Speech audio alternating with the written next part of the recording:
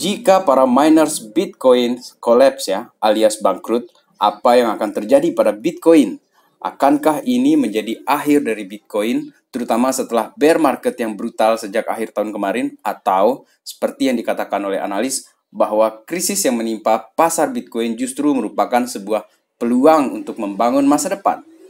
Hadirin pemirsa yang budiman, kita akan bahas juga ya mengenai Senator Amerika, Pat Toomey, yang menegur bahkan menyalahkan tindakan SEC yang dipimpin oleh Gary Gensler. Kemudian kita juga ada update tentang Ethereum. Apakah bos altcoins ini ya akan memberikan kejutan lagi untuk pasar kripto? Tidak lupa juga ada Polygon Matic yang sudah luar biasa ya ngegas belakangan ini. Apakah sebenarnya yang mendrive Matic itu sampai sebegitu sangarnya dia? Dan untuk yang terakhir nanti itu adalah Cardano, teman-teman. Bagaimanakah nanti Fossil Hard Fork ini hasilnya itu nanti ya. Kita akan berbicara nanti. Welcome back everybody to Black Cuan. Thank you buat teman-teman yang telah mengupdate berita kripto terbaru dari kami. Buat yang baru pertama di sini, please luangkan waktu kalian sebentar saja untuk memberi like atau mengomentari video ini. Dan jangan lupa untuk mensubscribe serta bunyikan loncengnya ya. Terima kasih. Yang pertama, akankah industri mining Bitcoin runtuh? Analis menjelaskan ya mengapa krisis itu justru merupakan sebuah peluang.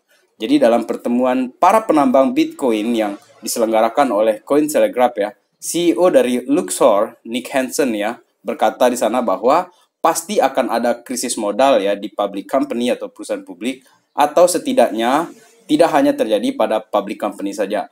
Dan mungkin ada ASIC ya, atau Application Specific Integrated Circuit ya, yang baru nanti itu senilai hampir 4 miliar dollars itu dan perlu dibayar saat mereka launching atau keluar nanti ya, dan ketika itu terjadi modal sudah tidak tersedia lagi. Kemudian lebih lanjut Hansen juga menjelaskan hedge funds ini bisa saja blow up ya dengan sangat cepat, dan saya pikir untuk para miners kenyataan ini akan makan waktu 3 hingga 6 bulan untuk blow up-nya.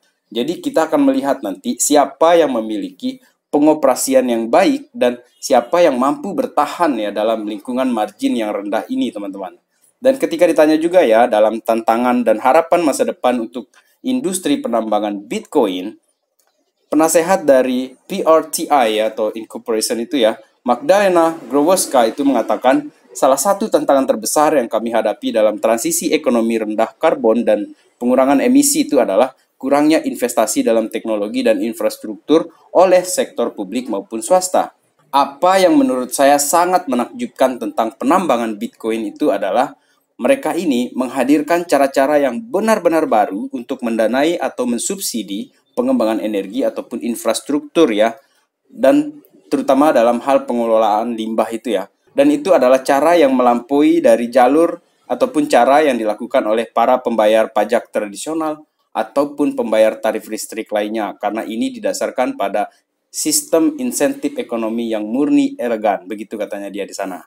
Jadi tentu saja ya teman-teman, karena para penambang Bitcoin ini sudah mulai beralih ini dari pola lama, ya atau saya sebut saja mereka itu masih pola konvensional ya. Sementara para miners ini sudah menjamah model serta menerapkan energi terbarukan dalam aktivitas mereka. Jadi menurut saya, para miners inilah yang nantinya justru turut membantu orang-orang dalam hal menjadi contoh, menjadi model tentang bagaimana kita beralih dari gaya lama yang penuh polusi menjadi ramah lingkungan atau green energy. Seperti itu. Dan bagaimana pendapat kalian ini teman-teman, para miners ini teman-teman, akankah mereka ini runtuh atau malah semakin maju mereka ini nanti? Tulis di kolom komentar ya. Dan masih dari kolom berita yang sama ya teman-teman, Bitcoin bear market over. Metric hints as BTC exchange balance hit 4-year low. Apakah ini pertanda bear market ini sudah selesai atau sedang dalam proses berakhir? Ya ini karena BTC itu di balance-nya exchange itu sudah terkuras banyak sekali ya. Bahkan ini terendah dalam 4 tahun terakhir. Jika kita lihat dari chart berikut ini ya, pola bullish pada market ini itu memang memakan waktu yang lebih lama daripada yang terjadi di bear market. Dan seperti kita lihat di sini bahwa yang warna pink ini merupakan fase bear market ya. Jadi teman-teman, jika sejarah memang terulang kembali, apakah ini saatnya kita untuk berhappy-happy ria atau mungkin sejarah akan berbelok siklusnya atau seperti apa nanti kita akan lihat ya. Tetapi satu hal yang mendukung pendapat saya juga di sini itu adalah bear market kemungkinan akan segera berakhir. Karena jumlah Bitcoin di exchange itu semakin menipis sekarang ini. Dan ini bisa kita lihat dari data di Glassnode ini ya. Jadi yang hitam ini adalah harganya Bitcoin ya, price-nya Bitcoin. Sedangkan yang orange ini merupakan lain yang jadi tanda jumlah Bitcoin itu semakin sepi dia di pasaran. Para paus ini bahkan udang yang dengan satu koleksi Bitcoin itu ya, tampaknya merasa lebih aman jika menyimpan aset mereka itu di luar exchange. Jadi ini tanda-tanda bahwa memang mereka tidak mau jual murah ini barang ini teman-teman. Dan sementara di plan B ya, Bitcoin itu sudah berhasil ambil posisi lagi di atas garis realized value. Jadi dari warna biru gelap ya, kini sudah mulai dia biru-biru langit gitu. Jadi birunya si Manchester City kan. Nah, dan jika ini dicocokkan dengan pergerakan sebelumnya ya, ini juga berarti bahwa ada pertanda positif ke depannya untuk Bitcoin. Guys, komen perspektif kalian tentang si plan B ini ya. Saya ingin tahu pendapat kalian, masihkah stock flow-nya si plan B ini relevan untuk Bitcoin saat ini? Dan sekarang kita beralih ke SEC ya. SEC kena semprot kali ini oleh senator Amerika dari Partai Republik ya. Senator tersebut adalah Pat Toomey. Jadi menurut Senator Pat Toomey, dia ini terkenal dengan dukungan vokalnya ya untuk industri kripto. Jadi dianggap bahwa Komisi Sekuritas dan Pertukaran Amerika Serikat atau disingkat SEC ini ya, seharusnya itu dapat mencegah hilangnya aset senilai 12 miliar dollars itu oleh investor itu yang mempercayai Celsius. Jadi seperti yang kita tahu kan Celsius itu ya merupakan lending platform gitu kan, dan mereka sempat membekukan aset mereka dan mereka sedang struggling sekarang teman-teman. Jadi terang saja ya, gara-gara SEC ini yang sok garang itu ya, para investor itu tentu saja ketakutan dan memilih untuk mengamankan uang mereka. Dan yang terjadi selanjutnya itu adalah crash yang tidak diduga itu teman-teman. Dan surat resmi dari Toomey kepada Ketua SEC Gary Gensler itu ya tertanggal 26 Juli itu menyarankan bahwa ketidakmampuan komisi ini untuk mengklarifikasi bagaimana ia akan menerapkan undang-undang sekuritas yang ada pada aset dan layanan digital ini menimbulkan dampak yang tidak diinginkan. Dan mengutip Toomey di sana ya, perusahaan dapat menyesuaikan penawaran produk yang sesuai, mencegah kerugian investor hari ini, dan SEC akan bebas untuk memfokuskan upaya penegakan pada pelaku yang buruk di garis bawahi. Bukan dia serang perusahaannya, itu maksudnya Senator Pat Toomey ini. Dan siapa yang setuju dengan Pat Toomey di sini? Saya setuju pakai banget. Dan sementara itu untuk altcoins ya, Shadow Forks yang ke-10 mainnet Ethereum itu live menjelang the merge-nya di bulan September. Shadow Fork yang ke-10 Ethereum telah berjalan pada hari Selasa 26 jam lebih awal daripada yang diharapkan karena jaringan terus menjalankan tes menjelang perubahan yang diantisipasi dari penggunaan protokol Proof of Work itu menjadi Proof of Stake, teman-teman. Sebagai persiapan ya, Ethereum ini telah menjalani serangkaian tes, kemudian Shadow Fork, dan menyalin data dari jaringan utama atau mainnet ya ke jaringan environmental testnya ya di testnet itu. Jadi teman-teman, meskipun banyak yang telah merumorkan ini the merge Ethereum ini akan tertunda, tapi rupanya ya tim ETH ini ya tidak ingin menunda.